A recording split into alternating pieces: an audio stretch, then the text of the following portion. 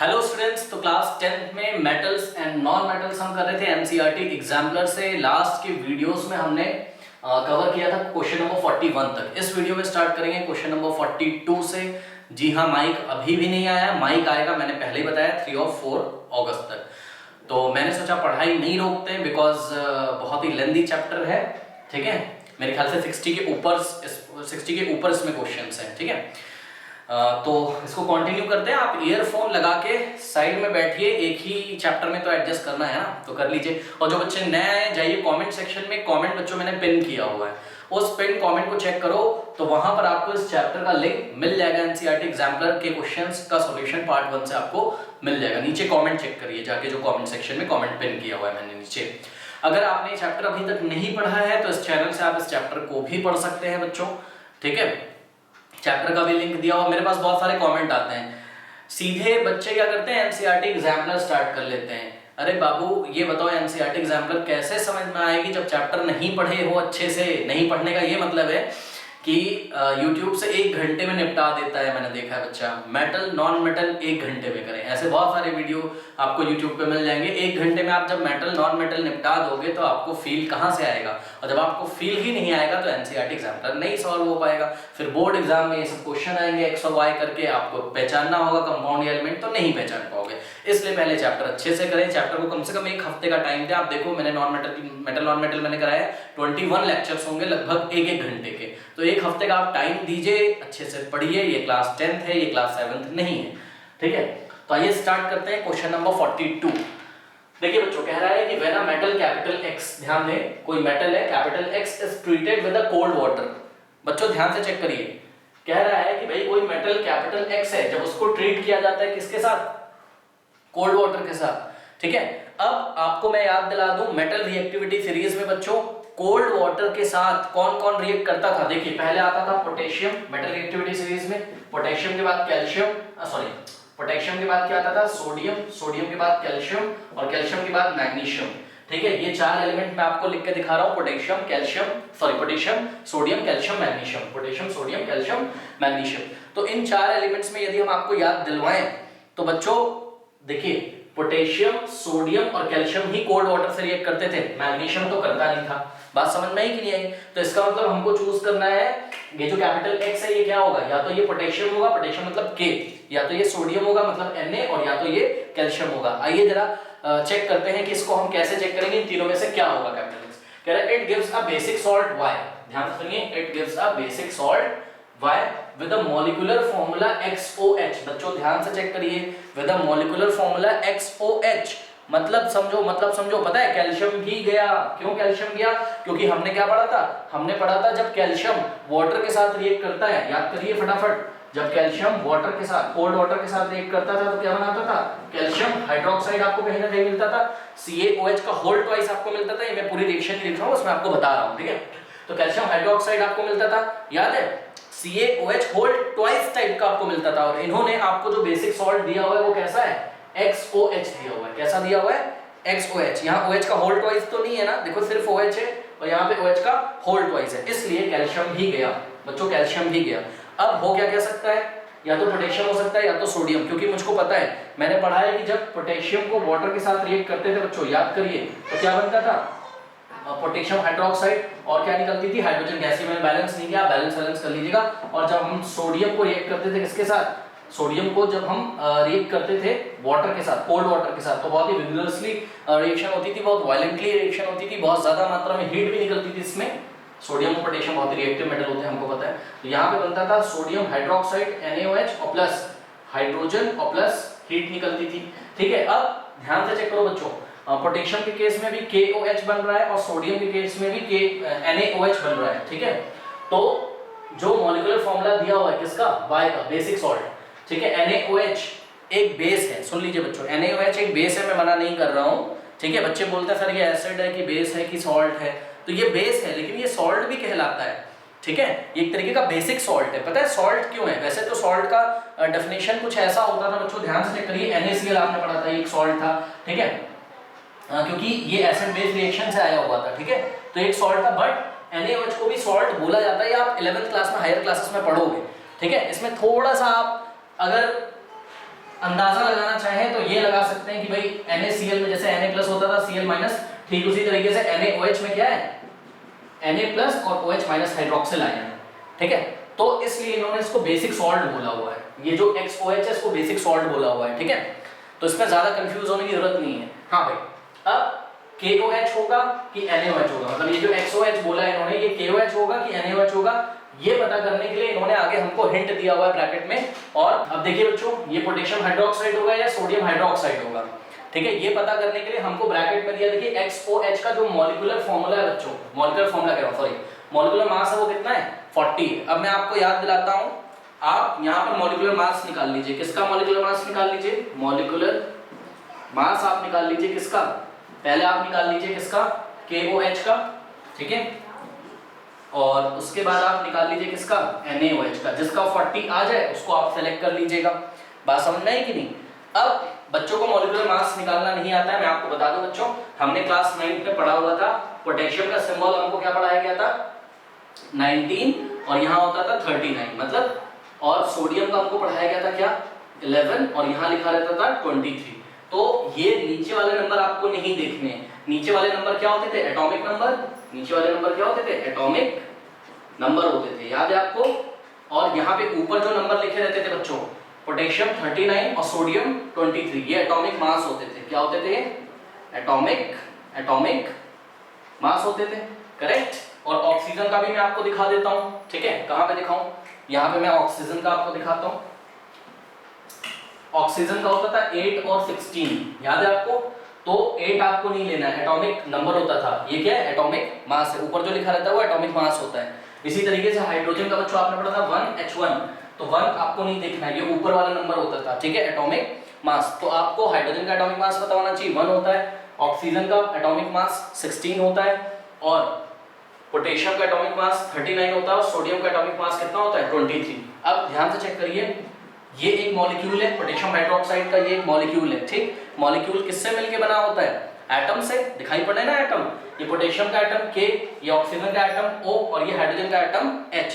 तो molecular mass निकालने के लिए उस मॉलिक्यूल में मौजूद हर एक एटम का एटॉमिक मास आपको ऐड करना पड़ेगा। तो ध्यान से चेक करिए, पोटेशियम यहाँ पर 1 है, इसलिए 1 इंटू पोटेशियम कितना है, एटॉमिक मास 39, तो 1 इंटू 39, ओके। अगर 2 पोटेशियम होते, K2OH लिखा होता तो 2 इंटू 39 करते, प्लस 1 इंटू ऑक्सीजन का एटॉमिक मास कितना है, 16, और प्लस हाइड्रोजन का एटॉमिक मास कितना है, 1, तो 1 इंटू 1 कितना हो जाएगा, 1 इंटू 39, और प्लस 16, और प्लस 1 1 1, तो ये कितना हो जाएगा, 39 प्लस 1 40, और प्लस 16 कितना होता है, 56। तो बच्चों पोटेशियम हाइड्रोक्साइड का मॉलिक्यूलर मास कितना आ गया, 56। तो ये तो हो नहीं सकता, ये भी चला गया, ठीक है। उसके बाद सोडियम हाइड्रोक्साइड का, हाँ भाई Na कितना है यहाँ पर 1, एक सोडियम का एटम है, तो 1 इंटू Na का मॉलिक्यूलर सॉरी एटॉमिक मास कितना होता है सोडियम का, 23, तो 1 इंटू 23, और प्लस ऑक्सीजन यहाँ पर 1 है, तो 1 इंटू ऑक्सीजन का एटॉमिक मास 16, और प्लस 1 इंटू हाइड्रोजन का एटॉमिक मास कितना होता है, 1। तो इसको अगर आप सॉल्व करोगे तो 23 और 16 प्लस 1 17, तो कितना आ जाएगा, 40 आ जाएगा। इसको आप सॉल्व कर लीजिएगा, ठीक है। तो मॉलिक्यूलर मास कितना आ गया, 40 यूनिट होता है, यू, ये सब हमने क्लास 9 में पढ़ा था, उसको छोड़ो, ठीक है। तो इस तरीके से सोडियम हाइड्रोक्साइड का जो मॉलिक्यूलर मास है वो कितना आ गया, 40। इसका मतलब पक्का वो किसकी बात कर रहे हैं, ये जो ये जो XOH लिखा है, ये है क्या, ये NaOH है, क्या है ये है NaOH। इसका मतलब X क्या है, ये देखो OH मैच कर रहा है, तो Na क्या हो जाएगा, X, यानी कि जो X है ये कौन सा एलिमेंट है, सोडियम। कोई डाउट है बताइए, हाँ ठीक है, चलो बहुत बढ़िया। तो अब क्वेश्चन हम पढ़ते हैं कि when a metal capital X is treated with a cold water it gives a basic salt Y। तो ये Y की वैल्यू क्या हो जाएगी बताइए, X तो आप पहचान गए हो, X क्या है, सोडियम है, और बेसिक सॉल्ट का फॉर्मूला क्या था, XOH, जिसका मॉलिक्यूलर मास कितना था, 40। तो ये जो Y है ये क्या हो जाएगा, NaOH, ठीक है। And liberates a gas Z which easily catches fire, ठीक है। तो ये Z जो गैस निकल रही है कौन सी गैस होगी बच्चों बताइए, ये होगी हाइड्रोजन गैस, क्योंकि आपको पता है कि जब ये रिएक्शन होती है sodium plus water gives NaOH plus hydrogen, तो जो हाइड्रोजन होती है वो पॉप साउंड के साथ बर्न होती है, आपको पता है ना, ठीक है। लेकिन यहाँ पे आप टेस्ट नहीं करोगे क्योंकि इतनी हीट निकलती है कि हाइड्रोजन खुद ही बर्न होने लगती है यहाँ पर, ठीक है, और हमको पता है कि हाइड्रोजन इजिली फायर कैच कर लेती है, बात समझ में आई कि नहीं। तो ये जो Z है ये कौन सी गैस है, हाइड्रोजन गैस। और ये तो बड़ी बेसिक रिएक्शन है, आपको याद होनी चाहिए। तो सब कुछ जब हम पहचान चुके हैं, और रही बात रिएक्शन लिखने की, देखिए इन्होंने बोला identify X, Y and Z, तो हमने X पहचान लिया क्या है, सोडियम, Y क्या है, सोडियम हाइड्रोक्साइड, और Z का hydrogen gas, and also right the reaction involve. तो जो रिएक्शन इन्वॉल्व होगी वो हमने यहाँ पर लिख दी है, sodium plus water gives NaOH plus H2O। अगर आपको इसको बैलेंस करना हो बच्चों, तो आप इसको बैलेंस खुद से कर सकते हो। कैसे कर सकते हो बैलेंस, ध्यान से चेक करिए, हाइड्रोजन 2 है और यहाँ कितने 2 + 1 3, तो यहाँ अगर आप 2 लगाओगे तो यहाँ कितना हो जाएगा 2 + 2 4 हाइड्रोजन, तो यहाँ 2, ये सब हम लोग क्लास में कर चुके हैं। तो एक बैलेंस रिएक्शन होगी। उसके बाद अगर आप इसमें स्टेट लिखना चाहोगे, सोडियम कौन से स्टेट में है, ठीक है, तो ये सॉलिड स्टेट में, वाटर हो जाएगा आपका लिक्विड स्टेट में, NaOH एक्वस फॉर्म में, और हाइड्रोजन गैसियस फॉर्म में बनेगा और साथ में हीट निकलेगी। तो ये रिएक्शन हमने यहाँ पर लिखी हुई है। अच्छा, सोडियम नहीं बैलेंस है तो यहाँ पे आप 2 लगा दीजिए। तो ये देखिए रिएक्शन बैलेंस है, 2Na सॉलिड के फॉर्म में प्लस 2H2 लिक्विड के फॉर्म में gives 2NaOH aqueous plus H2 hydrogen gas और प्लस हीट। कोई डाउट है बताइए। तो ये हमने बैलेंस रिएक्शन भी लिख दी, कर लीजिए। नेक्स्ट क्वेश्चन है क्वेश्चन नंबर 43, कह रहा है कि a non metal capital X exist in 2 different forms Y and Z। ठीक है, देखिए कोई आपके पास क्या है, कोई नॉन मेटल है कैपिटल X, देखिए कोई नॉन मेटल कैपिटल X है, वो 2 डिफरेंट फॉर्म में एग्जिस्ट कर रहा है, Y एंड Z के फॉर्म में। ठीक है, तो ये जो X है इसके 2 फॉर्म है, Y और Z। करेक्ट, कह रहा है कि Y is the hardest natural substance. अब बच्चों देखिए यहीं से ये जनरल नॉलेज का क्वेश्चन है, Y is the hardest natural substance. ठीक है, तो हार्डेस्ट नेचुरल सब्सटेंस बताइए कौन सा होता है। अगर आपने कार्बन कंपाउंड वाला चैप्टर पढ़ा है, अगर नहीं भी पढ़ा है तो नॉन मेटल में मैंने पढ़ाया था, क्या होता है, डायमंड होता है ना। तो यहां से आप पहचान गए हो क्या कि Y is the hardest natural substance. ठीक है, तो हार्डेस्ट नेचुरल सब्सटेंस कौन सा होता है, डायमंड होता है। इसका मतलब Y क्या है, Y डायमंड है। अब देखो Y जब आप पहचान गए कि डायमंड होता है, कौन सी बात से, इस बात से कि Y is the hardest natural substance. Correct, diamond बहुत हार्ड होता है, आपको पता है, हार्डेस्ट नेचुरल सब्सटेंस है।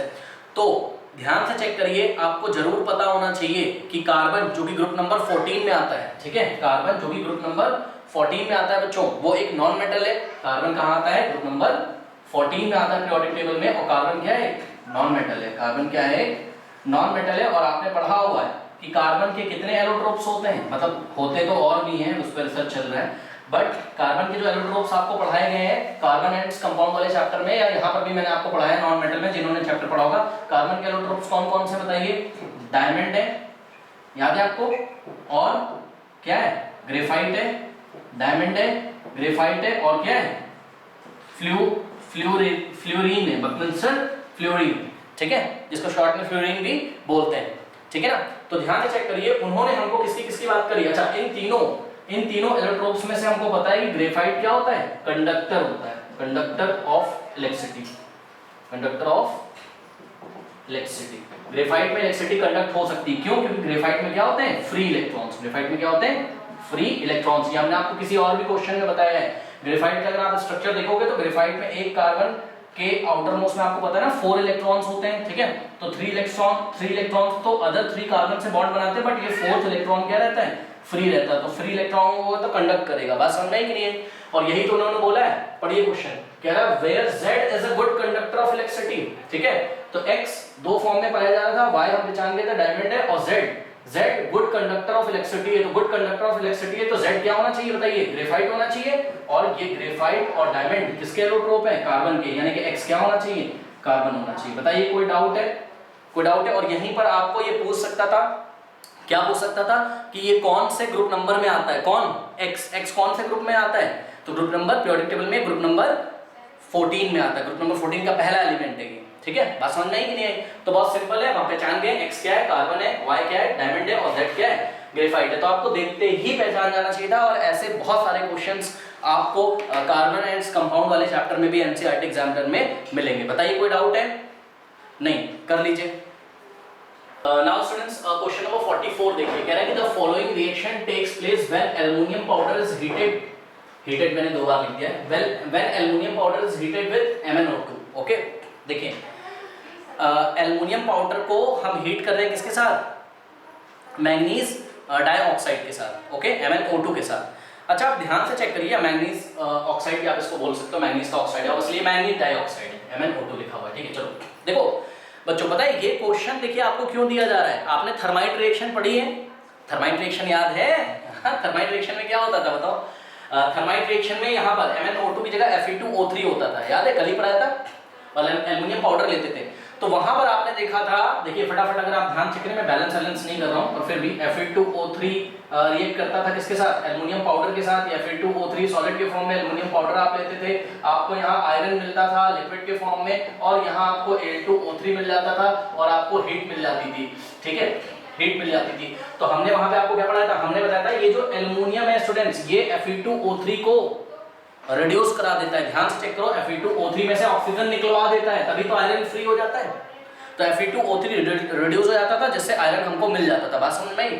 और खुद एल्युमिनियम ऑक्सीडाइज हो जाता था। चेक करो, यहाँ से ऑक्सीजन निकलती थी तो एल्युमिनियम में अटैच हो जाती थी और एल्युमिनियम ऑक्साइड बन जाता था।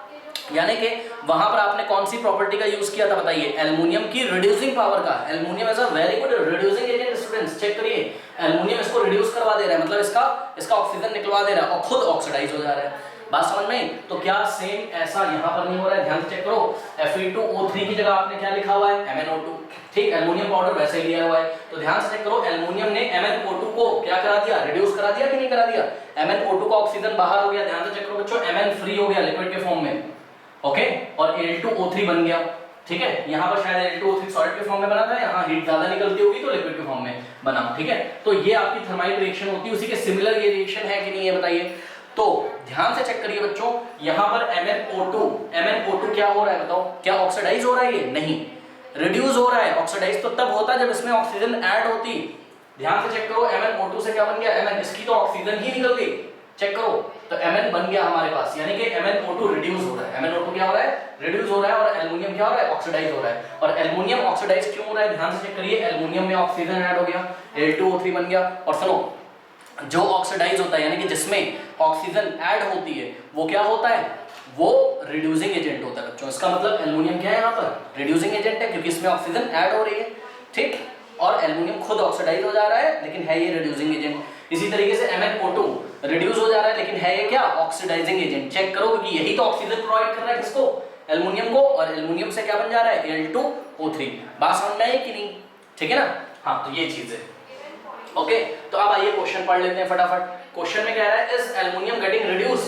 क्या एल्युमिनियम रिड्यूस हो रहा है? तो जवाब है नहीं। चेक करो, एल्युमिनियम तो ऑक्सीडाइज हो रहा है ना, तो एल्युमिनियम रिड्यूस नहीं हो रहा है, तो ये गलत बात है। तो हम लिखा नो। रीजन क्या है? Because oxygen is added to aluminium, ठीक है, एल्युमिनियम में ऑक्सीजन ऐड हो रहा है, therefore it is getting oxidise, इसलिए एल्युमिनियम ऑक्सीडाइज हो रहा है। उसके बाद बी कह रहा है इज MnO2 गेटिंग ऑक्सीडाइज?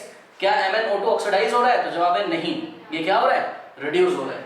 तो answer is no, since manganese has lost oxygen. Check करो, MnO2 में ये जो मैग्नीज है, इससे ऑक्सीजन अटैच था, ये ऑक्सीजन लॉस्ट कर दे रहा है, ऑक्सीजन से बाहर निकल जा रही है, therefore it is getting reduce. Okay, कोई डाउट है बताइए?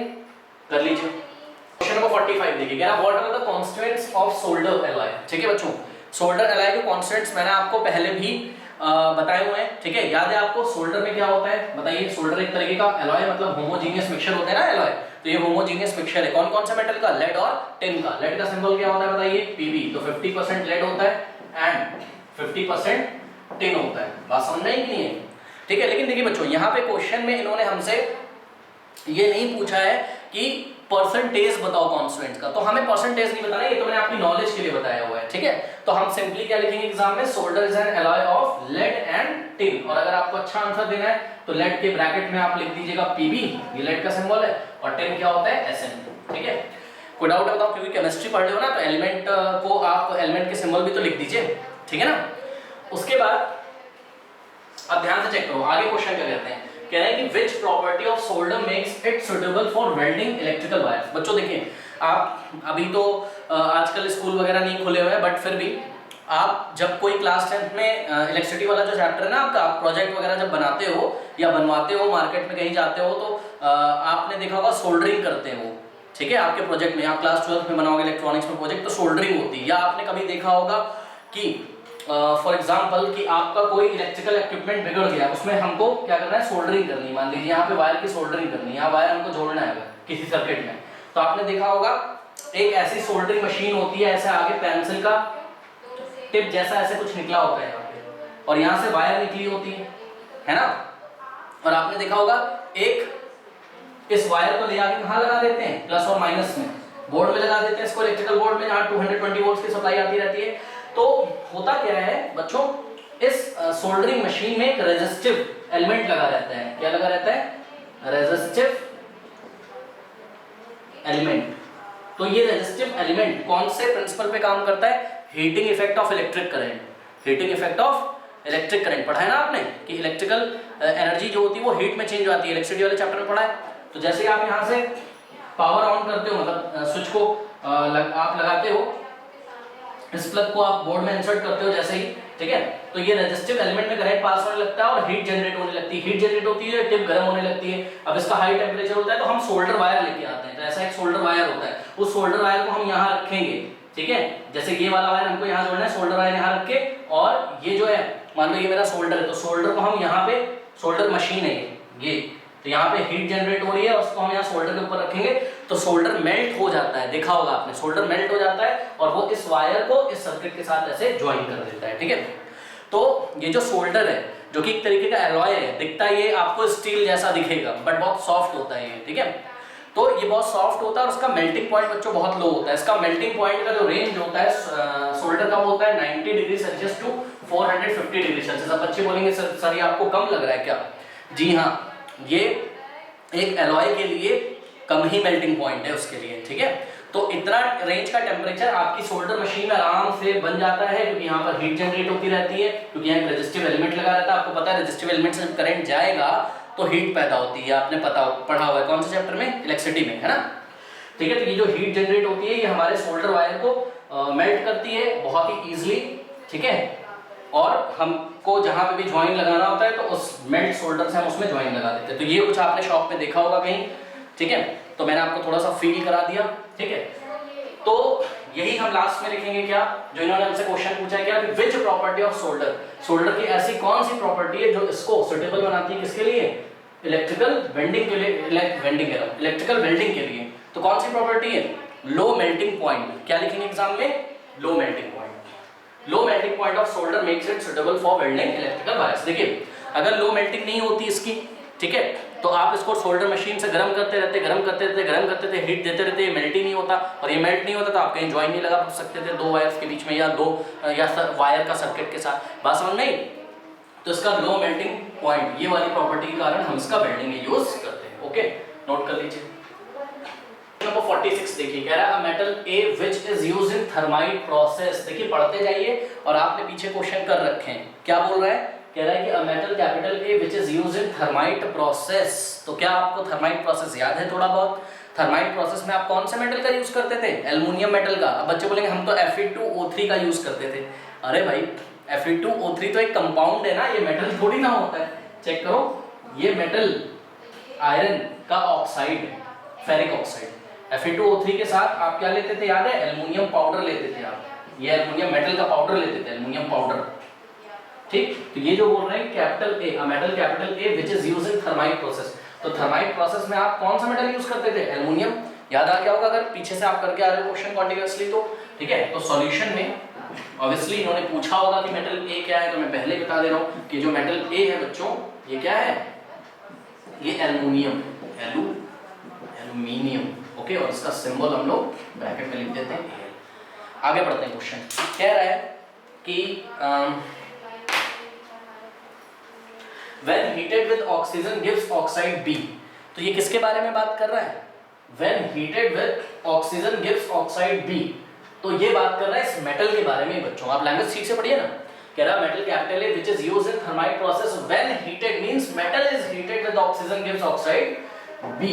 तो बच्चों ध्यान से चेक करिए, अगर हम इस एल्युमिनियम मेटल को ऑक्सीजन के साथ अगर हीट करें तो इतना तो सबको नॉलेज होगा क्लास 10th में कि प्रोडक्ट क्या बनेगा? एल्युमिनियम का ऑक्साइड बन जाएगा कि नहीं बनेगा बताइए? और एल्युमिनियम का ऑक्साइड क्या होता है बताइए? Al2O3 होता है कि नहीं एल्युमिनियम ऑक्साइड? हाँ, कैसे बनता है सभी बच्चों को पता होना चाहिए। एल्युमिनियम पे होता है 3+ चार्ज और ऑक्सीजन पे होता है 2-, तो 3 इधर 2 इधर, तो Al2O3, तो Al2O3 बन जाएगा। तो ये रहा एल्युमिनियम का ऑक्साइड, यानी कि जो B है, चेक करो ना, पढ़ो कि when heated means when aluminum is heated means metal क्या है? एल्युमिनियम। तो when aluminum is heated with oxygen gives oxide B, मतलब एल्युमिनियम का ऑक्साइड बन जाता है। तो B क्या है बच्चों? बी है आपका Al2O3, एल्युमिनियम ऑक्साइड है बी। तो ऑब्वियसली इन्होंने क्वेश्चन में बी भी कहीं ना कहीं पूछा होगा, तो ये है आपका क्या, एल्युमिनियम ऑक्साइड है, एल्युमिनियम ऑक्साइड। और इसका अगर आप एग्जाम में सिर्फ इसका नाम नहीं लिखेंगे ना, इसका फॉर्मूला भी लिख देंगे तो वो भी चलेगा, ठीक है। तो मैं दोनों चीजें लिख दे रहा हूँ, Al2O3, ठीक। आगे बढ़ते हैं बच्चों, कह रहा है कि which is amphoteric in nature, ध्यान से चेक करो, which is amphoteric in nature. तो विच इज, ये किसके बारे में बात कर रहे हैं बताइए, ये बात कर रहे हैं किसके बारे में, बी के बारे में। ये जो ऑक्साइड बना हुआ है ना एल्युमिनियम का, इसके बारे में बात कर रहे हैं। देखिए बच्चों, हम लोगों ने पढ़ा है कि एम्फोटेरिक ऑक्साइड, कौन कौन से मेटल के ऑक्साइड एम्फोटेरिक होते हैं, एल्युमिनियम और जिंक के, पढ़ा है ना क्लास में। एल्युमिनियम के ऑक्साइड Al2O3, देखिए बच्चों, एल्युमिनियम का ऑक्साइड Al2O3 और जिंक का ऑक्साइड ZnO, ये दोनों ही के ही नेचर कैसे होते हैं, एम्फोटेरिक। लेकिन यहां पर हमें जिंक की रिएक्शन नहीं पूछेगा, वो एल्युमिनियम की रिएक्शन पूछेगा, क्योंकि मेटल कहाँ यूज किया जाता था, थर्माइट रिएक्शन, और थर्माइट रिएक्शन में जिंक थोड़ा यूज किया जाता है, एल्युमिनियम। तो हमको एल्युमिनियम के ऑक्साइड Al2O3 की एम्फोटेरिक रिएक्शन लिखनी है। एम्फोटेरिक मतलब कि एल्युमिनियम का ऑक्साइड कैसा होता है, एसिडिक भी होता है और बेसिक भी होता है। तो एक बार इसकी हम बेस से रिएक्शन कराएंगे तो ये एसिडिक जैसा बिहेव करेगा, और एक बार एसिड के साथ कराएंगे तो ये बेसिक जैसा बिहेव करेगा। यही क्वेश्चन पूछ रहे हैं कि विच किसके लिए लगा हुआ है, Al2O3 के लिए, यानी कि बी के लिए, ठीक है। Al2O3 is amphoteric in nature, identify, capital A पहचान लिया मैंने, बी भी पहचान लिया। Right down the reactions of oxide B, oxide B की हमको रिएक्शन लिखनी है, यानी कि हमको किसकी लिखनी है, Al2O3 एल्युमिनियम ऑक्साइड की रिएक्शन लिखनी है, किसके साथ, HCl हाइड्रोक्लोरिक एसिड के साथ और NaOH के साथ। तो सबसे पहले हम रिएक्शन लिखते हैं Al2O3 की, किसके साथ, Al2O3 सॉलिड के फॉर्म में होगा, हाइड्रोक्लोरिक एसिड के साथ, हाइड्रोक्लोरिक एसिड ऑब्वियसली थोड़ा बहुत पानी इसमें मिला होगा, तो ये एक्वस हम यहाँ पर लिख देते हैं, ठीक है। हाँ भाई, क्या बन जाएगा बताइए, एल्युमिनियम क्लोराइड, तो AlCl3 बन जाता है, एक्वस, ये एक तरीके का सॉल्ट होता है, ठीक है, सॉल्ट, ठीक है। इसका नाम क्या होता है, एल्युमिनियम क्लोराइड। तो ये भाई चेक करो ना, बताता हूँ मेरे को, एल्युमिनियम, इससे पहले भी मैं क्वेश्चन डिस्कस कर चुके हैं, एल्युमिनियम जो बच्चे शुरू से करके आ रहे हैं उनको पता होगा, एल्युमिनियम क्लोराइड और प्लस साथ में क्या बनेगा, साथ में बनेगा वाटर। अब फटाफट इसको बैलेंस करिए बच्चों, कैसे बैलेंस करेंगे, ध्यान से चेक करिए कैसे कैसे कैसे बैलेंस करें। तो इसको इस तरीके से बैलेंस करेंगे कि यहाँ पर देखिए एल्युमिनियम कितना है 2, तो यहाँ पे 2 लगा देंगे, क्लोरीन कितना हो गया 2 3 6, तो 6 क्लोरीन करने के लिए हमने यहाँ 6 लगा दिया। अब हाइड्रोजन 6 हो गए तो हमने यहाँ 3 लगा दिया, 3 2 6। अब बैलेंस हो गया होगा 3 ऑक्सीजन, इधर भी 3 ऑक्सीजन, बिल्कुल सही है, बैलेंस है, ठीक है। तो ये आपकी रिएक्शन है एल्युमिनियम ऑक्साइड की किसके साथ, HCl के साथ, यानी कि बी की किसके साथ, HCl के साथ। बात समझ में आई कि नहीं आई। अब यहाँ खास बात देखिए, खास बात ये कि HCl क्या है बताइए, हाइड्रोक्लोरिक एसिड है, तो एसिड के साथ कौन रिएक्ट करता है, बेस, तभी तो सॉल्ट और वाटर बनता है। तो ध्यान चेक करो, ये रहा सॉल्ट, सॉल्ट क्या है एल्युमिनियम क्लोराइड और वाटर बना, तो इसका मतलब जरूर Al2O3, अगर ये एसिड है तो कैसा बिहेव कर रहा होगा यहाँ पर Al2O3, basic, basic in nature होगा। तो इस रिएक्शन में Al2O3 is behave like a base, is behaving like a base। उसके बाद सेकेंड रिएक्शन किसके साथ लिखनी है, सोडियम हाइड्रोक्साइड के साथ, तो लिखते हैं। तो Al2O3 की रिएक्शन हम लोग लिखते हैं किसके साथ, सोडियम हाइड्रोक्साइड के साथ, NaOH के साथ, NaOH ऑब्वियसली पानी मिला होगा तो एक्वस। हाँ भाई, क्या आपको रिएक्शन याद है, बहुत इंपॉर्टेंट कंपाउंड बनता है क्या, सोडियम एल्यूमिनेट NaAlO2, ओके। तो क्या बनेगा NaAlO2, इसका फॉर्मूला आपको याद ही करना पड़ेगा, ठीक है। नाम क्या है इसका, सभी बच्चे लिख लें, मेरे पास जगह नहीं है यहाँ पर, सोडियम एल्यूमिनेट, और ये एक तरीके का सॉल्ट होता है, तो एक्वस यहाँ लिख देंगे क्योंकि वाटर होगा मीडियम भी नहीं, क्योंकि इसमें मिला है ना वाटर NaOH में, तो उसी मीडियम में NaAlO2 एक एक्वस सॉल्यूशन तैयार होगा, और साथ में निकलता है क्या, वाटर, लिक्विड के फॉर्म में, ठीक है। वाटर देखिए बन भी रहा है, तो वाटर तो अवेलेबल है, इसलिए हमने एक्वस लिख दिया है यहाँ पर, ठीक है। अब इसको बच्चों बैलेंस करिए, कैसे बैलेंस करेंगे हम लोग, कैसे करें इसको बैलेंस। एल्युमिनियम यहाँ पर कितना है 1 और यहाँ कितना है 2, तो यहाँ पे हम 2 लगा देंगे। ऐसा करने से सोडियम डिस्टर्ब हो गया, सोडियम यहाँ 2 हो गए, तो यहाँ भी हम 2 लगा देंगे, अब 2 सोडियम हो गए। ऑक्सीजन यहाँ पे कितने 2 to the 4 + 1 5, ठीक है। और हाइड्रोजन कितने यहाँ पर, हाइड्रोजन यहाँ पर कितने 2, तो ऑक्सीजन कैसे बैलेंस हो रहा है, हाँ हो गया, 2 ऑक्सीजन अंदर है और 3 इधर, 3 + 2 5, ठीक है। तो बिल्कुल बैलेंस रिएक्शन है, कोई डाउट है बताइए। अब देखिए यहाँ पर ये सोडियम हाइड्रोक्साइड क्या है, एक स्ट्रॉन्ग बेस है, सबको पता है, तो ये बेस है, तो यहाँ पर एल्युमिनियम ऑक्साइड कैसा बिहेव कर रहा है, aluminium oxide here is behaving like acid, behaving like acid. तो ये एसिडिक नेचर का है यहाँ, और यहाँ ये बेसिक नेचर का। बताइए कोई डाउट है? कर लीजिए नोट। क्वेश्चन नंबर 47 देखिए, कह रहा metal that exist as a liquid at room temperature. देखो बच्चों, आप मेटल तो पहचान गए होंगे, कौन सा ऐसा मेटल है जो रूम टेम्परेचर पे लिक्विड फॉर्म में रहता है? बताइए। मरकरी। तो मेटल तो हम लोग पहचान गए, ठीक है। तो अगर हम यहाँ फटाफट आंसर अपना सोचने लगे, आंसर कैसे लिखना है वो मैं आपको यहाँ लिखवा दिया, मैं आपको बताऊंगा। बट जो हमारा मेटल है वो हम पहचान चुके हैं। हमारा मेटल कौन है बच्चों? Mercury. Mercury is the only metal which exist in liquid state eight room temperature. Okay, तो मरकरी, और मरकरी का सिंबल क्या होता है? Hg। करेक्ट। तो मरकरी हम लोग पहचान गए मेटल। कह रहा है कि is obtained by heating its sulphide in the presence of air. Identify the metal. Metal तो हम लोग पहचान गए। It's ore. बच्चों जरा मुझे बताइए, ये मरकरी का ओर क्या होता है? सेनाबार। सेनाबार, ठीक है ना। तो ore of mercury is what? Ore of mercury is cinnabar. ये हमने क्लास में आपको पढ़ाया है। और ये क्या होता है? मरकरी का एक सल्फाइड ओर होता है ना। सेनाबार का जो फॉर्मूला होता है वो क्या होता है? HgS।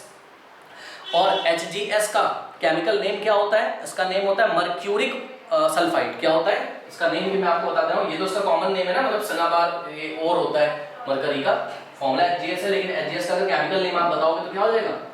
Mercuric sulphide. ठीक है, मर्क्यूरिक सल्फाइड। क्यों मर्क्यूरिक सल्फाइड बच्चों? क्योंकि ध्यान से चेक करिए, मरकरी के आपके पास दो तरीके के ऑक्सीडेशन स्टेट होते हैं। क्या क्या? एक होता है Hg+ और एक होता है Hg2+। ठीक है, Hg+ और Hg2+। Hg+ क्या होता है? मर्क्यूरस आयन, और Hg2+ क्या होता है? Mercuric ion. जब कम चार्ज होता है, मतलब कम प्लस का साइन आपको दिखाई पड़े तो मर्क्यूरस, और जब ज्यादा दिखाई पड़े तो मर्क्यूरिक। तो यहाँ पर Hg2+ वाला फॉर्म मौजूद है, 1 वाला मौजूद नहीं है। तो Hg2+ और सल्फाइड पे क्या होता है? S2-, तो 2 इधर आएगा और 2 इधर आएगा, तो फॉर्मूला क्या बनेगा? Hg2S2, 2 से 2 कैंसिल, HgS। इसलिए हमने इसका नाम क्या रखा? मर्क्यूरिक रखा, क्योंकि इसमें Hg2+ आयन का कहीं ना कहीं योगदान है। तो मर्क्यूरिक सल्फाइड। बात समझ में आई कि नहीं? तो हम इसका और भी पहचान गए।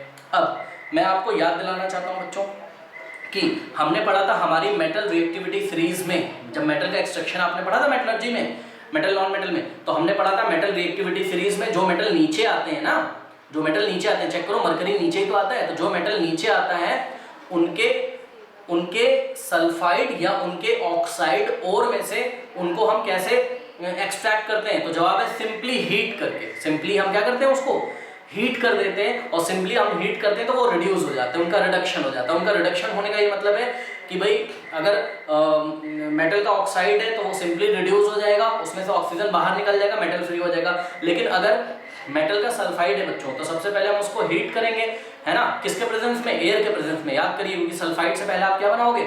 ऑक्साइड बनाओगे, और जैसे ही ऑक्साइड बन जाएगा, फर्दर अगर आप उसको हीट करते रहोगे लगातार, तो मेटल का जो ऑक्साइड होगा वो फर्दर रिड्यूस हो जाएगा, उसमें से ऑक्सीजन बाहर हो जाएगा। आइए हम आपको दिखाते हैं रिएक्शन। देखिए होता क्या है बच्चों, सबसे पहले हम क्या करेंगे? सेनाबार लेंगे। सेनाबार क्या है? HgS। ठीक है, ये सॉलिड होता है, सॉलिड। ठीक है, इसको हमने हीट किया किसके प्रेजेंस में? इसको हमने हीट किया ऑक्सीजन के प्रेजेंस में। ठीक है, तो ऑक्सीजन गैस के प्रेजेंस में हमने हीट किया। अब देखिए, जब आप ऑक्सीजन के प्रेजेंस में हीट कर रहे हो, तो एयर के प्रेजेंस में हीट कर रहे हो, तो रोस्टिंग होता है। इसको, इस प्रोसेस को क्या बोलते हैं? रोस्टिंग। सभी बच्चों को पता होगा। तो ये हम रोस्टिंग कर रहे हैं, करेक्ट। जब हम इसकी रोस्टिंग करेंगे, पता है ना आपको, रोस्टिंग में एयर का सप्लाई रखा जाता है, तो हम रख तो रहे हैं एयर का सप्लाई। और आपको याद होगा कि सल्फाइड और जो होते हैं उनको हम ऑक्साइड और में चेंज करने के लिए रोस्टिंग प्रोसेस का ही तो यूज करते हैं, है ना। तो ये हम ऑक्सीजन की सप्लाई कर रहे हैं, मतलब एयर की सप्लाई हमने यहाँ रखी है, हीट कर रहे हैं, रोस्टिंग कर रहे हैं। तो बच्चों यहाँ पर आप ब्रैकेट में लिख दीजिए, हीट भी लिख सकते हो आप ब्रैकेट में। ठीक है, तो बनेगा क्या बताइए? सबसे पहले बनेगा मर्क्यूरिक ऑक्साइड, HgO। अब इसका नाम मर्क्यूरिक ऑक्साइड क्यों है बच्चों? क्योंकि ध्यान से चेक करिए, मर्क्यूरिक ऑक्साइड कैसे बनाओगे बताओ आप? Hg2+ और O2-, 2 इधर 2 इधर, और 2 से 2 कैंसिल, तो Hg ही तो आएगा। ठीक है, मर्क्यूरिक ऑक्साइड। और ये जो मर्क्यूरिक ऑक्साइड होता है बच्चों, ये सॉलिड के फॉर्म में आपको मिलता है, सॉलिड के फॉर्म में। ठीक, और अब कौन सी गैस बाहर निकलेगी? ध्यान से चेक करिए, यहाँ पे सल्फर मौजूद है, यहाँ ऑक्सीजन, तो कौन सी गैस निकलेगी? Sulphur dioxide. तो गैस कौन सी निकलती है? सल्फर डाइऑक्साइड गैस निकलती है। अब इसको बैलेंस कर लीजिए फटाफट। चलिए बैलेंस करते हैं। तो कैसे बैलेंस करेंगे इसको? ध्यान से चेक करिए, मेरे ख्याल से तो इसको बैलेंस करने के लिए बच्चों क्या करें? देखो ऑक्सीजन यहाँ 2 है, और यहाँ पे भी ऑक्सीजन कितनी है? ऑक्सीजन यहाँ पे 1 है तो 2 + 1 कितना हो गया 3 हो गया, करेक्ट। और क्या नहीं बैलेंस है, सल्फर भी बैलेंस है, मर्क्यूरी भी बैलेंस है, तो सिर्फ ऑक्सीजन नहीं बैलेंस है। तो ऑक्सीजन को बैलेंस करने के लिए अगर हम इधर ऑक्सीजन कितने हैं 2 + 1 कितने हैं 3 हैं, तो अगर हम इसको क्या बना लें इवन बना लें, तो अगर हम 2 लगा दें तो 2 + 2 4, इधर अगर हम 2 लगा दें तो 2 2 4 ऑक्सीजन हो गई, इधर भी 2 और 2 4 हो गई। लेकिन अब प्रॉब्लम क्या है, मरकरी डिस्टर्ब हो गया, तो हम यहाँ पे 2 लगाएंगे तभी तो Hg बैलेंस होगा, Hg 2 हो गया। अब यहाँ सल्फर डिस्टर्ब हो गया तो यहाँ आपको 2 लगाना पड़ेगा, 2 सल्फर हो गया, 2 2 4 ऑक्सीजन चेक करिए, 2 2 4 और 2 1 2 कितने हो गए 6 हो गए। तो 6 ऑक्सीजन करने के लिए आपको यहाँ क्या लगाना पड़ेगा 3। तो बैलेंस रिएक्शन क्या आपकी 2 HgS सॉलिड के फॉर्म में, 3 ऑक्सीजन गैसियस फॉर्म में, रोस्टिंग कर दी मतलब हीट कर दिया, क्या बना 2 HgO सॉलिड के फॉर्म में और सल्फर डाइऑक्साइड। अब क्या होता है बच्चों ध्यान से चेक करिए, अब 300 डिग्री सेल्सियस टेम्परेचर पे, कितने टेम्परेचर पे 300 डिग्री सेल्सियस पे, अभी आपने क्या किया बताइए, अभी आपने मर्क्यूरिक सल्फाइड को किसमें चेंज कर लिया मर्क्यूरिक ऑक्साइड में। अब इस मर्क्यूरिक ऑक्साइड को हम 300 डिग्री सेल्सियस पे फर्दर हीट करेंगे। तो ध्यान से चेक करिए कि इस मर्क्यूरिक ऑक्साइड को लीजिए जो कि सॉलिड के फॉर्म में और सिंपली इसको हीट करिए। अगर आपको टेम्परेचर यहाँ लिखना है तो आप लिख दीजिए, और अगर आपको नहीं मेंशन करना है, नहीं आता एग्जाम में, तो कोई हार्ड एंड फास्ट नहीं है। ओके, इसको लगभग 300 डिग्री सेल्सियस के आसपास गर्म किया जाता है, ठीक है। तो जब आप इसको हीट करोगे बच्चों, देखिए मैं आपको फिर से बताना चाहता हूँ, ये मेटल रिएक्टिविटी सीरीज में काफी नीचे आते हैं मरकरी, आपको पता है मेटल रिएक्टिविटी सीरीज में नीचे आता है मरकरी, तो ये काफी लो रिएक्टिव मेटल है, ठीक है। तो आपको अगर इनका रिडक्शन कराना है बच्चों, ध्यान से चेक करिए, HgO मर्क्यूरिक ऑक्साइड का अगर आपको रिडक्शन कराना है, इसमें से ऑक्सीजन अगर आपको निकालना है ना, तो आपको किसी स्पेशल, ध्यान से सुनिए, आपको किसी स्पेशल रिड्यूसिंग एजेंट की जरूरत नहीं पड़ेगी बच्चों। याद करिए आपने जिंक में पढ़ा था, जिंक ऑक्साइड से जब आपने जिंक ऑक्साइड का जब आपने रिडक्शन कराया था तो आपने कार्बन को लगाया था और फिर हीट किया था, याद है आपको। तो जिंक मिला था और कार्बन मोनोऑक्साइड शायद आपको मिली थी, बात समझ आई कि नहीं, ठीक है। तो कार्बन मोनोऑक्साइड ही मिली थी या डाइऑक्साइड, वो आप चेक कर लेना, मोनोऑक्साइड थी, ठीक है ना। तो वहां पर आप ध्यान से चेक करिए, जिंक मेटल रिएक्टिविटी सीरीज में ऊपर आता था बच्चों, वो थोड़ा सा रिएक्टिव है, वो ऑक्सीजन को छोड़ना नहीं चाहता है, वो उसी के साथ बैठना चाहता है। तो ऑक्सीजन को बाहर निकालने के लिए आपको रिड्यूसिंग एजेंट लगाना पड़ेगा, स्ट्रॉन्ग रिड्यूसिंग एजेंट लगाना पड़ेगा, वो कार्बन था, ठीक। लेकिन यहाँ पर आपको कोई रिड्यूसिंग एजेंट बच्चों नहीं लगाना पड़ेगा। ये जो मरकरी है ये बहुत ही लेस रिएक्टिव होता है, मेटल रिएक्टिविटी सीरीज में नीचे आता है, इसलिए जो हीट आप दे रहे हो ना 300 डिग्री सेल्सियस पे जो आप हीट प्रोवाइड कर रहे हो, वही heat as a reducing agent काम कर जाएगी यहाँ पर, और ऑक्सीजन ऑटोमेटिकली बाहर हो जाएगा। तो ज्यादा हमको टेंशन इसमें लेनी नहीं है, चुपचाप हम यहाँ पर लिख देंगे प्रोडक्ट में क्या आएगा हमारे पास, मरकरी आएगा। और सभी बच्चों को पता है मरकरी हमको कौन से फॉर्म में मिलेगा, लिक्विड के फॉर्म में, ठीक है। और प्लस क्या मिलेगा बताइए, कौन सी गैस निकल जाएगी, ऑक्सीजन गैस। तो O2 गैस ये बाहर हो गई। अब इसको बैलेंस कर लीजिए फटाफट, देखिए ऑक्सीजन यहाँ पर 2 है तो यहाँ हम 2 लगा देंगे, और मरकरी यहाँ पर 1 है तो यहाँ पे हम 2 लगा दिए, ये नीचे हम 2 लगा दिया मैंने, यहाँ नीचे सब लिक्विड गैस, ये सब मैंने क्लास में आपको पढ़ाया हुआ है, ठीक है ना। ये सब फेज लिखना होता है एग्जाम में, अगर भूल भी जाते हो तो कोई इतनी बड़ी टेंशन नहीं है, एग्जामिनर के ऊपर है कि वो आपको मार्क्स देगा कि नहीं देगा। तो आपने पढ़ा है तो आपको आना चाहिए। अब देखिए आंसर कैसे लिखोगे, इन्होंने यही तो पूछा था क्या कि identify the metal and its ore and give the reaction involve, कौन सी रिएक्शन इन्वॉल्व होती है इस प्रोसेस में। तो ये देखिए हमने यहाँ आंसर किया और यही आंसर आपको एग्जाम में लिखना है। क्या लिखना है कि metals low in the reactivity series can be obtained reducing there sulphides और ऑक्साइड्स बाय हीटिंग। ओके, तो जो मेटल रिएक्टिविटी सीरीज में नीचे आते हैं उनके सल्फाइड्स को, या उनके और नहीं लिखा हुआ है, और लिखा है, मतलब उनके सल्फाइड या उनके ऑक्साइड को हम सिंपली क्या करते हैं, हीट कर देते हैं, ठीक है, और वो रिड्यूस हो जाएगा, आपको मेटल मिल जाएगा, ठीक। उसके बाद इन्होंने पूछा था कि भाई मेटल कौन सा है, तो रूम टेम्परेचर जो लिक्विड के फॉर्म में होता है, तो हमने बताया कि मरकरी, ब्रैकेट में सिंबल लिख दिया, is the only metal that exist as liquid at room temperature and it can be obtained by heating cinnabar. And what is cinnabar? It is the sulphide ore of mercury, HgS, okay, mercuric oxide इसका chemical name है, ठीक है, the sulphide ore of mercury, और these are two reactions. तो ऐसे लिख देंगे हम एग्जाम में, और क्लास में भी हमने आपको पढ़ाया हुआ है, ठीक है, कर लीजिए। आज का लास्ट क्वेश्चन, आज की क्लास का 48, कह रहा गिव द फॉर्मूली लिखा हुआ है, फॉर्मूला का जो प्लूरल होता है वो फॉर्मूली, मतलब बहुत सारे फॉर्मूले तैयार करने ना, तो प्लूरल। तो give the formulae of the stable binary compounds. बच्चों ये बाइनरी कंपाउंड्स क्या होते हैं, देखिए बाइनरी कंपाउंड्स ऐसे कंपाउंड्स होते हैं। अच्छा, बाइनरी आपको पता है क्या होता है, बाइनरी का मतलब क्या होता है? अरे कंप्यूटर अगर आपने थोड़ी सी पढ़ी होगी, है ना, तो आपने बाइनरी नंबर सिस्टम पढ़ा होगा, और बाइनरी नंबर सिस्टम में कुछ ऐसे डिजिट्स आते हैं 0 1 0 0 1, ऐसा कोई बाइनरी सिस्टम होता है, ठीक है। मतलब बाइनरी सिस्टम में 2 ही डिजिट होती हैं, 0 या तो 1, ठीक है ना। तो ठीक उसी तरीके से केमिस्ट्री में बाइनरी कंपाउंड बच्चों वो कंपाउंड होंगे जिसमें केवल 2 ही एलिमेंट होंगे, जिसमें ओनली 2 एलिमेंट्स होंगे। तो the compounds in which the compounds formed by only 2 elements is called binary compound, correct. जैसे कि वाटर, ध्यान से चेक करिए बच्चों, वाटर H2O, यहाँ पर 2 ही एलिमेंट है, हाइड्रोजन और ऑक्सीजन, तो एक बाइनरी कंपाउंड का एग्जांपल है। अब कुछ बच्चे बोलेंगे सर यहाँ तो मुझको 3 दिख रहे हैं, 2 हाइड्रोजन है और 1 ऑक्सीजन। जी नहीं, 2 हाइड्रोजन के एटम है और 1 ऑक्सीजन का एटम है। बट 2 हाइड्रोजन के एटम है तो क्या हुआ, एटम तो हाइड्रोजन के ही है ना, तो एक एलिमेंट की मैं बात कर रहा हूं, एलिमेंट यहाँ पर पहला एलिमेंट कौन है, हाइड्रोजन, और दूसरा एलिमेंट कौन है यहाँ पर, ऑक्सीजन, ठीक है। अब 2 हाइड्रोजन के एटम है यहाँ पर, देयर आर 2 हाइड्रोजन एटम्स, तो 2 हाइड्रोजन एटम होने से क्या हुआ बताओ, पहला एटम जो है हाइड्रोजन का वो भी एलिमेंट हाइड्रोजन का ही एटम है, और दूसरा हाइड्रोजन का जो एटम है वो भी एलिमेंट हाइड्रोजन का ही तो एटम है। तो एलिमेंट तो यहाँ पर 2 ही है ना, एलिमेंट एंड कंपाउंड्स आपने पढ़ा था, कौन सी 9th क्लास में। ओके चलो, तो समझ गए बात। अब आप ध्यान से चेक करिए पार्ट 1, मैग्नीशियम एलिमेंट फर्स्ट है और नाइट्रोजन ये सेकंड एलिमेंट है, ठीक है। तो याद करिए बच्चों, अब इसका हम फॉर्मूला कैसे बनाएं। देखिए मैग्नीशियम एक मेटल है, नाइट्रोजन एक नॉन मेटल है, सभी बच्चों को पता है, ठीक। तो फटाफट याद करिए, अगर आपने पीरियोडिक टेबल वाला चैप्टर अगर आपने पढ़ रखा है, नहीं पढ़ रखा है तो कोई बात नहीं है। देखिए यहाँ पर मैग्नीशियम कहाँ आता है, ग्रुप नंबर 2 में, ठीक है। यहाँ पे मैं 100 चलिए कर देता हूँ, ग्रुप नंबर 2 में आपका कहीं ना कहीं मैग्नीशियम आता है। ग्रुप नंबर 2 में जो मेटल आते हैं उन पे 2+ चार्ज होता है, तो मैग्नीशियम पे हो जाएगा क्या 2+, ठीक है। और नाइट्रोजन आता है आपका ग्रुप नंबर 15 में, तो ग्रुप नंबर 15 में जो एलिमेंट्स होते हैं उन पे हमने चार्ज आपको पढ़ा है, नाइट्रोजन पे क्या होता है 3-, याद है आपको, जिसको हम नाइट्राइड आयन बोलते हैं, क्या बोलते हैं, नाइट्राइड, है ना। ये कौन सा आयन है, मैग्नीशियम आयन, N3- का मतलब नाइट्राइड आयन, ठीक है। वैसे ये सब कुछ हमने क्लास 9 में पढ़ा रखा है बच्चों, जिनको नहीं पता अभी के लिए ध्यान करें, बट जब आप पीरियोडिक टेबल वाला चैप्टर अच्छे से पढ़ोगे ना तो आपको क्लियर हो जाएगा, ठीक है, ये सब आयन्स हम कैसे बनाते हैं। और मैंने तो एक वीडियो में बोला भी था कि भाई 9th का एटम्स एंड मॉलिक्यूल्स वाला चैप्टर पढ़ लो, इसके लिए मैंने अलग वीडियो बनाई हुई थी, पढ़ लो भाई, अभी भी टाइम है, पढ़ लो अगर आपको ये सब नहीं पता है, एटम्स आयन ये सब कैसे बनाते हैं, ठीक है। चलो कोई बात नहीं।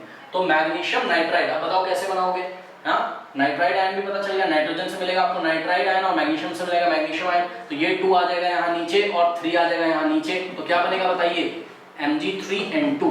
कोई डाउट है बताइए। तो पार्ट 1 का जो आंसर होगा बच्चों वो क्या मिलेगा आपको, इसका जो आंसर होगा मैं यहाँ लिख दे रहा हूँ, Mg3N2। नाम बोलो इसका, क्या नाम है इसका, खुद से लिख लेना, मैग्नीशियम नाइट्राइड, ठीक है, लिख देता हूँ मैग्नीशियम नाइट्राइड, ठीक है, क्योंकि मैग्नीशियम आयन नाइट्राइड आयन से बना है। कैसा कंपाउंड है ये बताओ, कोवेलेंट है कि आयनिक है, आयनिक कंपाउंड है ये बच्चों, आयनिक कंपाउंड है, ध्यान से चेक करिए, ये आयंस की हेल्प से मिलकर बना हुआ है, कहीं ना कहीं मैग्नीशियम ने इलेक्ट्रॉन दिए होंगे, नाइट्रोजन ने लिए होंगे, ठीक है। तो ये इलेक्ट्रॉन ट्रांसफर से कंपाउंड बना है, इसलिए आयनिक कंपाउंड का एग्जांपल है। तो फर्स्ट पार्ट का आंसर है Mg3N2। बताइए कोई डाउट है, नहीं। आ जाइए बी पार्ट में, ठीक है, क्या दिया हुआ है, लिथियम ऑक्सीजन। लिथियम कौन से ग्रुप में आता है, लिथियम कौन से ग्रुप नंबर 1 में आता है एल्कली मेटल्स में, याद है आपको, ग्रुप नंबर 1 में हाइड्रोजन, लिथियम, फिर सोडियम, और ग्रुप नंबर 1 पे जो लिथियम सोडियम इन पे चार्ज कैसा होता है +1, तो Li पे होगा +1। ऑक्सीजन कहाँ आता है, ग्रुप नंबर 16 पे बच्चों, नॉन मेटल है, ठीक है, तो नॉन मेटल पे नेगेटिव चार्ज होते हैं, आपको पता है। ग्रुप नंबर 16 वाले एलिमेंट्स पे चार्ज हमने कैसे देखे, 2-, ध्यान से चेक करिए, ऑक्साइड, सल्फाइड, ठीक है। तो यहाँ से आपको मिलेगा क्या, O2-, करेक्ट। अब एक आयनिक कंपाउंड बन जाएगा, Li+1 है यहाँ, तो 1 चला जाएगा इधर नीचे और 2 चला जाएगा Li के नीचे, तो बनेगा Li2, ये 2 नीचे आ गया और O1 तो लिखा नहीं जाता है, तो Li2O, ठीक है। नाम क्या है इसका, लिथियम का ऑक्साइड बन गया, लिथियम ऑक्साइड। तो इसका जो आंसर है बच्चों वो क्या है, आपको नाम वाम नहीं पूछा उन्होंने, सिंपली आपको बस कंपाउंड बनाना। तो एक बाइनरी कंपाउंड है जिसमें एलिमेंट लिथियम और ऑक्सीजन है, Li2O। कोई डाउट है बताइए, हाँ सिंपल है, लिथियम ऑक्साइड बन गया। यहाँ पर आ जाइए, एल्युमिनियम बच्चों कौन से ग्रुप में आता था, ग्रुप नंबर कौन से ग्रुप में आता है, चेक करो, एल्युमिनियम 13 में है ना। तो एल्युमिनियम पे चार्ज कितना बताया था आपको, +3 या 3+, ठीक है। और इसके साथ है आपके पास क्लोरीन, क्लोरीन का ग्रुप नंबर 17, नॉन मेटल है।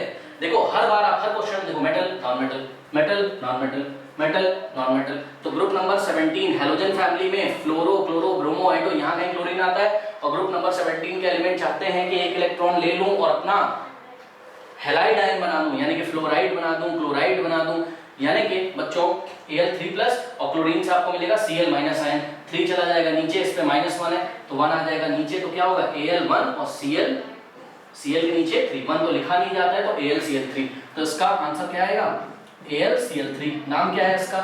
Aluminium chloride. कैसा कंपाउंड है ये बताइए? आयनिक कंपाउंड है, क्योंकि आयंस की हेल्प से बना है, इलेक्ट्रॉन ट्रांसफर से एल्युमिनियम ने दिए होंगे, क्लोरीन ने लिए होंगे। क्लास में हमने ये सारी चीजें डिस्कस कर चुके हैं। अब ध्यान से चेक करो बच्चों, पोटेशियम इन्होंने दे दिया, ग्रुप नंबर 1 में ही तो आता है पोटेशियम, ठीक है, हाइड्रोजन, लिथियम, सोडियम, फिर पोटेशियम।